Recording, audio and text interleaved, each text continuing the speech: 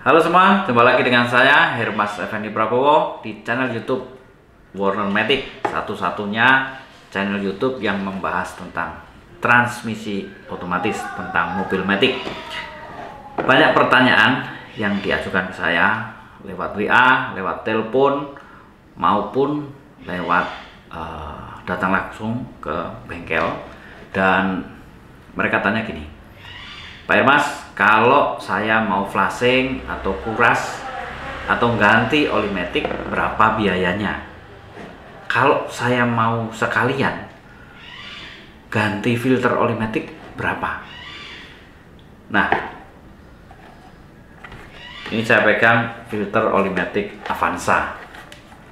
Ya, cukup gede lah, lebarnya kira-kira 10 cm, panjangnya kira-kira 15 cm. Ini filter oli matic Alphard. Ya, dia lebarnya kira-kira 15 kali 15 cm. Nah, saya ingin jelaskan ke teman-teman semua bahwa pada saat kita melakukan flashing atau kuras oli matic atau mengganti oli matic, kita tidak perlu mengganti filter oli matic. Sekali lagi, tidak perlu mengganti filter oli matic. Ada pemahaman yang salah, ada pemahaman yang keliru yang selama ini berkembang pada teman-teman, pada pemilik mobil matic. Jadi kira-kira gini, mereka mau mengganti filter oli matic karena filter oli maticnya kotor, atau karena filter oli maticnya ada clogging misalnya. Jadi karena ini ngisep terus, diisep sama pompa, terus kemudian di sini clogging, sehingga asumsi itu yang dijadikan dasar oleh mereka untuk mengganti filter oli matic. Ini juga sama, jadi asumsinya ini terhisap di sini terus kemudian clogging. Nah, teman-teman, perlu saya sampaikan bahwa filter oli matic di dalam transmisi matic itu sejak awal dia bersih, tidak ada kotoran. Ya, dan transmisi matic sejak dirakit dari pabrik pertama juga dalam kondisi bersih. Artinya apa?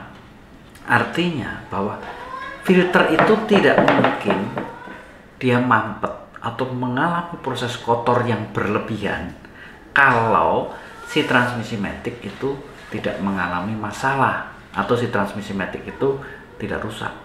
Ya, memang dalam perjalanan waktu, ya,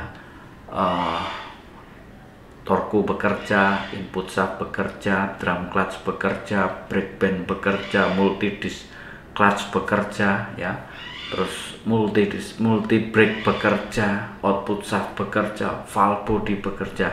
Nah, komponen-komponen dalam transmisi matic itu bekerja dan kemudian menciptakan residu.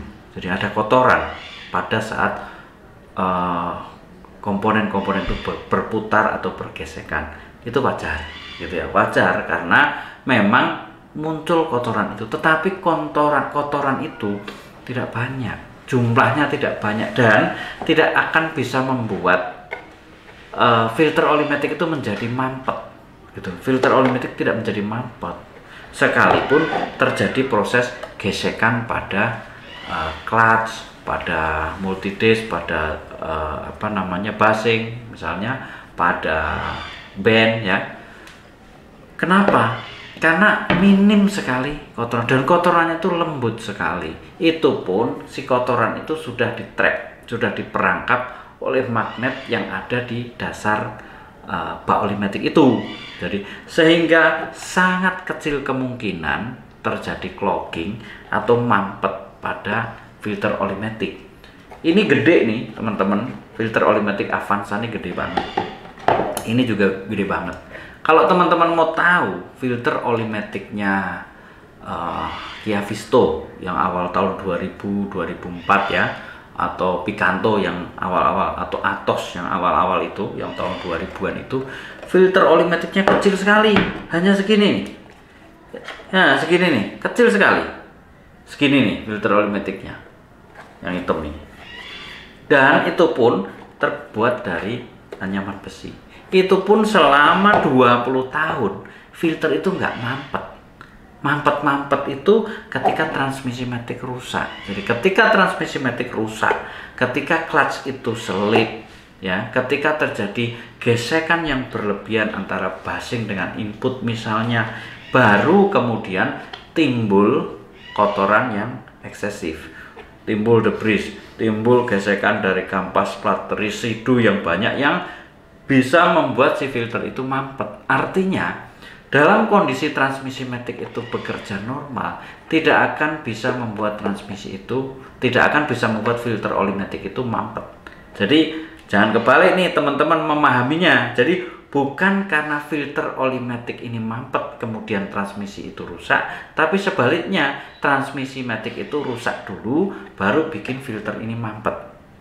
Nah, kemudian karena filter oli ini mampet, kemudian menimbulkan ekses kerusakan yang lebih luas. Jadi caranya gimana? Kalau teman-teman punya mobil matic sudah punya gejala yang agak aneh, misalnya powernya kok kurang, misalnya kok sedikit slip dan sebagainya, ya segera bawa ke bengkel. Jangan dibiarkan berlarut-larut. Kenapa? Karena itu bisa menciptakan gesekan yang berlebihan pada clutch yang mengakibatkan filter oli itu kemudian mampet. Jadi sekali lagi ya, ingetin teman-teman nih, bukan filter oli matic bikin transmisi, bukan filter oli matic rusak bikin, bukan filter oli matic mampet bikin transmisi matic rusak, tetapi transmisi matic rusak bikin filter oli matic mampet. Nah, kemudian filter oli yang mampet itu menyebabkan transmisi matic rusak lebih parah.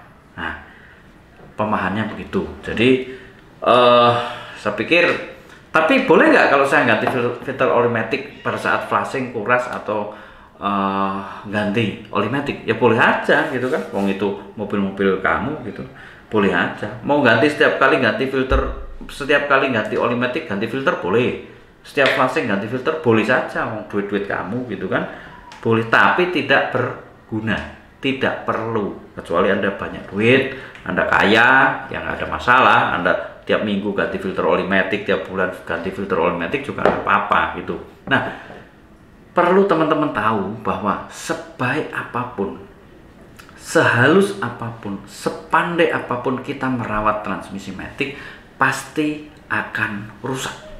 Transmisi matic itu beda dengan mesin. Kalau mesin itu hanya muter, ya. Sepanjang oli itu cukup, sepanjang sistem pendingin itu bekerja baik, maka mau sampai 50 tahun juga mesin itu nggak akan rusak. Bisa. Tapi transmisi matic nggak begitu. Sekalipun Anda merawat olinya dengan baik, ganti dengan berkala dan sebagainya, makainya juga benar, ya, disayang, diawet-awet, dia pasti akan rusak. Karena transmisi matic itu kerjanya seperti kaki, dia berjalan bergantian kiri kanan 1, 2, 3, 4, 5, 6, ya, terus kan 1, 2, 3, 4, 5, 6. Atau kalau CVT, ya kan terus bergerak begini, ya kan, karena terus bergantian, terus bergerak, maka dia akan timbul gesekan.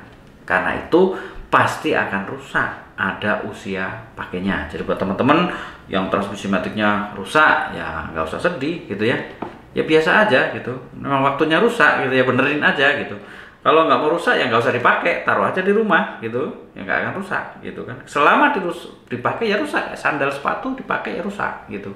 Jadi nggak usah berlebihan merespon transmisi matic rusak, biasa saja karena itu dipakai gitu ya. Jadi sekali lagi itu pembahasan saya tentang filter oli matic. Sampai jumpa.